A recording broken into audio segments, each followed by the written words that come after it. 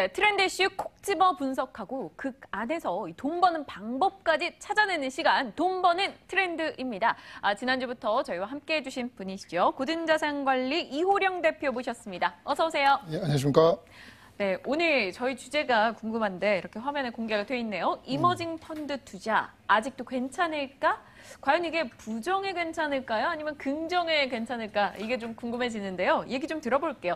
일단 뭐 금리 인상 속도가 빨라질 것이다. 이런 우려 속에 밤사이에 이 달러 지수가 4개월 내 최고치를 기록하기도 했습니다. 이런 가운데 이런 주제를 꺼내셔서 좀 궁금증이 커지는데요. 이야기 풀어주시죠. 일단 저번 주에 저희가 달러 자산에 투자라고 했지 않습니까? 네. 결국은 달러 인덱스가 90일을 넘어가는 그런 상황이 됐고요. 그러니까 달러 인덱스가 이렇게 급하게 올라간 이유부터 알아야 되는데요. 네. 그 이유는 결국은 89, 90대 달러 인덱스가 88, 89, 90대에 굉장히 많이 몰렸던 달러 숏 포지션이 숏 스퀴즈가 나오면서 숏 커버링으로 달러를 매수해야 되는 상황이 됐고 그게 가파르게 올렸죠. 네. 그렇게 된다면 저는 저번 주에도 말씀드렸지만 이머징 시장에 대한 어떤 리스크가 커질 거다라고 말씀을 드렸던 거고요. 결국은 이런 부분들이 지금 나타나고 있습니다. 이제 정리를 해서 한번 말씀드리면 어떤 나라에서 지금 나타나고 있느냐. 네. 첫 번째 같은 경우에는 달러가 작년에 굉장히 약세였지 않습니까? 달러 인덱스가 계속 내려오기만 했는데 이때 같이 자국 통화를 절하했던 나라고요. 네. 그리고 인플레이션이 상당히 낮아서 금리도 인하했던 나라들입니다. 그리고 금리를 인하한 나라 중에도 굉장히 고금리 국가죠. 네. 기준금리가 고금리였기 때문에 낮춰도 된다라는 생각으로 결국 트럼프를 믿고 있다가 지금 현재 당하는 이런 상황이 된 거고요. 어느 국가들일까요? 일단은 대표적으로 오늘 네 나라를 제가 소개를 시켜드릴 네. 건데요.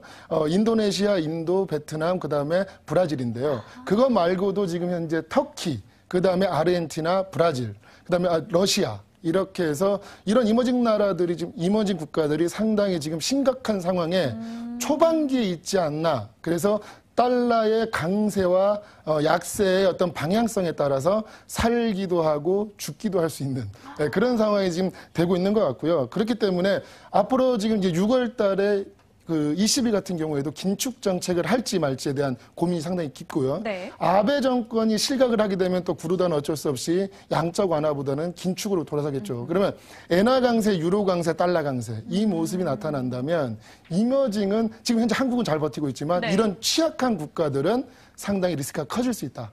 그렇게 보셔야 되는 거죠. 심각한 상황에 예. 이 초입에 들어서 있는 이머징 국가들 이 이야기를 오늘 해주고 싶은 네. 것 같아요. 그렇다면 그 말씀하신 그 국가들의 현재 상황, 뭐 네. 징조들이 있을 거 아닙니까? 맞습니다. 그것들을 좀 볼까요? 예, 먼저 화면을 보시면서 말씀드릴 텐데요. 일단 인도네시아입니다. 인도네시아가 최근에 상당히 리스크가 커지고 있는 모습인데요. 네. 2년 동안 2,500포인트를 지금 올립니다. 상당히 많이 올렸죠. 60%를 지수만 가지고 상승을 시켰거든요. 네. 근데 최근에 보시면 2018년 3월 정도 들어서요. 보시면 30%가 하락합니다. 그러니까 60%를 올린 2,500포인트에서 800포인트가 하락한 거죠. 네. 그러니까 벌써 올린 거의 3분의 1은 날아갔다. 여기 증시 투자자들 너무 스트레스 받았거든요. 그렇죠. 예, 이머징 중에 동아시아 투자자들은 상당히 리스크가 커졌고 굉장히 힘들었겠죠. 그러니까 그 이유를 한번 보시면 인도네시아 루피아입니다. 예, 2018년 1월 들어서 급등하는 현상이 벌어집니다. 네. 예, 그런 부분에 있어서 결국 외국인들은 빠져나갈 수밖에 없기 때문에 이런 상황이 벌어지는 거고요. 지금 보시면 그 원인을 한번 잘 보시면 달러 인덱스가 88, 89의 박스권 상태, 그러니까 저점을 찍고 있는 상황에서도 루피아는 올랐거든요. 그리고 여기 보시면 급하게 올라가기 시작하니 폭락하는 모습이 이게 역배열 N자로 하락하는 거죠. 네. 이런 모습들이 상당히 의미 있는 그런 시그널이었고요. 그 다음에 한 번 더 보실 건 뭐냐면 그러면 좀 더 구체적으로 이 나라가 왜 이런 상황이 됐느냐를 네. 보시면 인플레이션이 보시면 굉장히 하락하고 있습니다. 네. 그러니 인도네시아 정부 입장에서는 금리를 인하해서 인플레이션을 상승시키려고 노력을 했겠죠. 네. 그렇기 때문에 이렇게 금리를 굉장히 급하게 하락시키는 이런 상황이 된 거죠. 그렇게 된다면 루피아는 굉장히 약세를 보이겠죠. 네. 그러나 중요한 건 뭐냐면 달러가 2017년도에는 굉장히 낮았기 때문에 트럼프만 믿고 더 많이 낮춘 거죠. 인플레이션을 상승시켜야 그게 주가가 반영되고요. 사실 요즘 최근에 보면요, 인도네시아 중앙은행이 60억 달러 정도를 외환보유고를 풀어서 네. 넣었는데요. 2년 내 최고치. 그러니까 환율, 그러니까 절하, 인도네시아 루피아 절하가 2년 내 최고치입니다, 지금. 그러니까 오히려 역효과만 났고요. 강달러의 역풍을 맞았네요. 그렇죠. 네. 그러다 보니까 지금은 금리 인상 얘기가 나오고 있습니다. 그렇게 된다면 이런 상황이니 결국 국채 시장을 보지 않아도 알겠죠. 국채 시장이 이렇게 폭락을 합니다. 네. 네, 이런 상황이 된 거죠. 이렇게 된다면 증시는 더 하락을 할 수밖에 없습니다. 이유는 뭐냐면 루피아를 결국은 절상시켜야 되는 상황, 그리고 거기에 인해서 금리 인상, 그리고 채권 시장이 채권 수익률이 올라가는 상황까지 같이 겹쳐지면 증시는 못 버텨나죠. 결국 외국인들이 빠져나갈 거다라는 얘기들을 지금 하고 있는 거고요.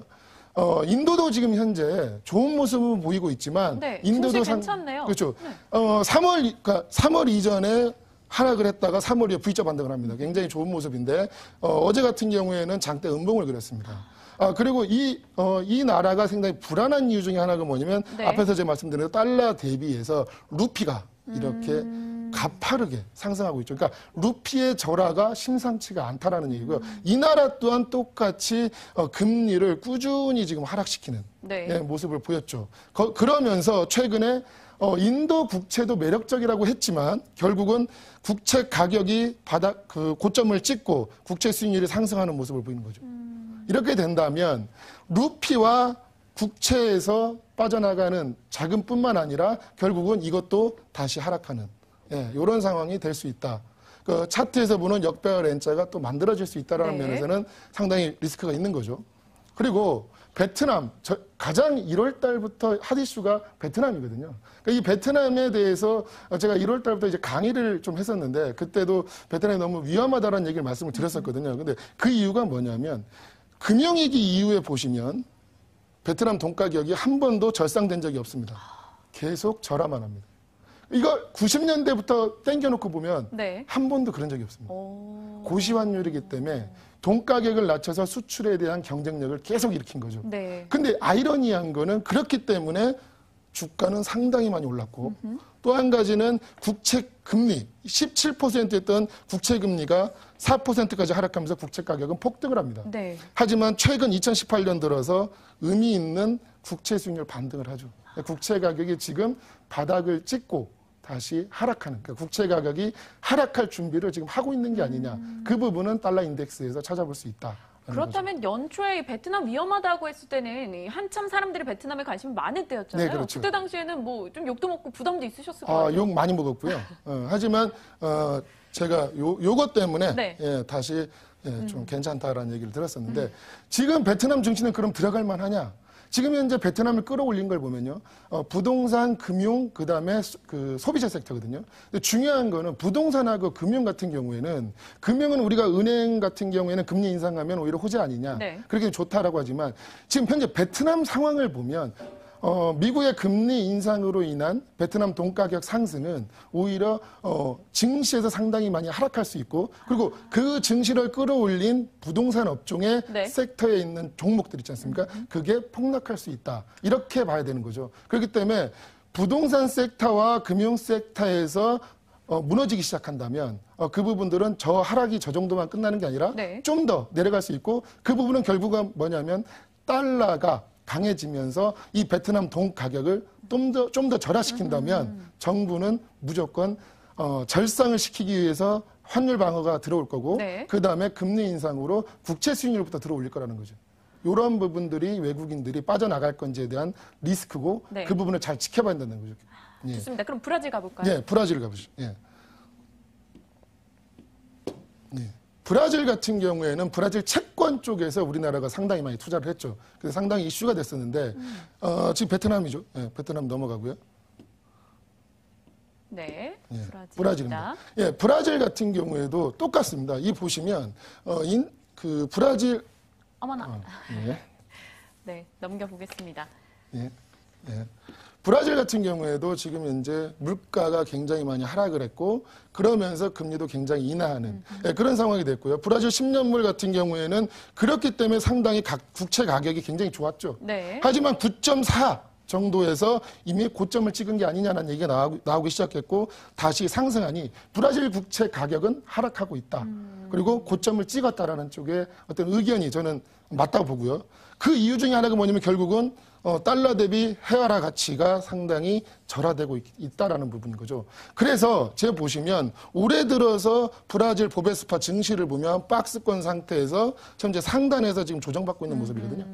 그러니까 이런 모습을 봤을 때 앞으로 달러 인덱스가 강해지면 강해질수록 이 헤아라 가치는 절하가 되겠죠. 네. 예, 그렇게 된다면 결국은 금리 인상이 나설 겁니다. 예, 그렇겠죠. 그러면 국채 가격 빠지겠죠. 그럼 외국인들은 국채 가격에서도 빠지겠지만 증시에서도 빠지는 이런 모습들이 같이 나타날 수 있다.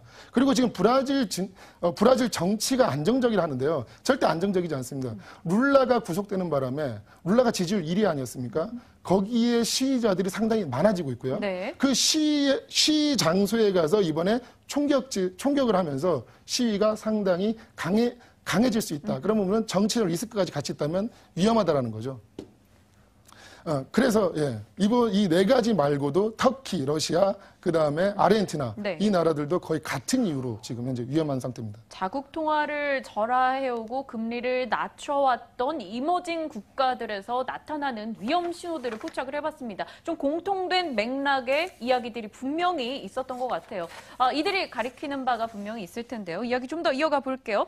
그렇다면 지금 이 시점에서 문제를 제기하셨어요. 해결도 주셔야죠. 달러 강세 국면, 이머징 국가의 위기가 나타나고 있다? 그럼 어떻게 투자를 해야 되느냐? 일단은 저는 지금 오늘 한 얘기는 달러 강세가 앞으로 좀 더 이어질 수 있다라는 네. 측면에서 봐야 된다고요. 지난주와 동일하죠. 그렇죠. 네. 그런 의미에서 봤을 때 저는 미국채 쇼 포지션이 상당히 매력적이다라는 생각이 들고요. 미국채 20년물 쇼 포지션이 ETF에 있거든요. 네. 그 TMV라고 합니다. 지금 현재 이 부분이거든요. 지금 현재 20달러대를 그리고 있는데 최근 많이 올라왔다가 조정받고 다시 올라가는 모습이죠. 네. 더 많이 올라갈 수 있다라는 가능성은 있습니다. 결국 10년물 3% 올리고요. 지금 20년물, 30년물까지 다 꾸준히 올라가고 있거든요. 그러니까 국채 가격이 하락한다에 베팅하는 게 좋다. 그리고 달러가 강해진다기 때문에 미국채에다가 직접 들어가는 것이기 때문에 환차익도 기대가 가능하다라는 부분이고요. 또 한 가지는 미국 달러가 강해질 때 엔화도 강해진다면 이거는 상당히 증시에 악영향입니다. 글로벌 증시가 다 안 좋아지죠. 그런 의미에서 봤을 때 지금 현재 엔화 대비 원화의 가격 980원대거든요. 네. 굉장히 싸다. 그리고 요 사이에서는 무조건 사면 엔화가 강해지면서 원화 대비도 상당한 강세가 일어날 거고 시장이 어려워진다면 엔캐리 트레이드가 청산되지 않겠습니까? 네. 그렇게 된다면 엔화는 급하게 오를 수 있다라는 거죠. 그러면 엔화 예금과 미국채 ETF 숏을 저는 권해드릴 겁니다. 예. 달러 자산에 투자하라. 지난주에 이야기셨고요. 이번에는 좀 더 구체화 시켜줬습니다. 그리고 엔화 강세 쪽에도 장기적으로 충분히 노려볼 만하다라는 네, 이야기입니다. 좋네요. 오늘 스토리가 있는 내용들이어서 분명 인상 깊게 들었던 것 같아요. 그럼 이호룡 대표의 한 줄 전략 들어보겠습니다. 그래서 어떻게 하자? 일단은 달러 강세 지속될 것 같습니다. 네. 이머징 시장에서 탈출해야 된다. 저는 그렇게 요약을 하고 싶습니다. 달러 강세는 지속될 것이다. 이머징 시장에서 탈출하라. 라며 오늘의 전략까지 이야기 주셨습니다. 여러분 마음을 열고 한번 염두에 두면서 바라보시는 것도 나쁘지 않을 것 같네요. 자, 고등자산관리 이호룡 대표와 이 시각 꾸려봤습니다. 돈 버는 트렌드였습니다. 고맙습니다, 대표님. 감사합니다.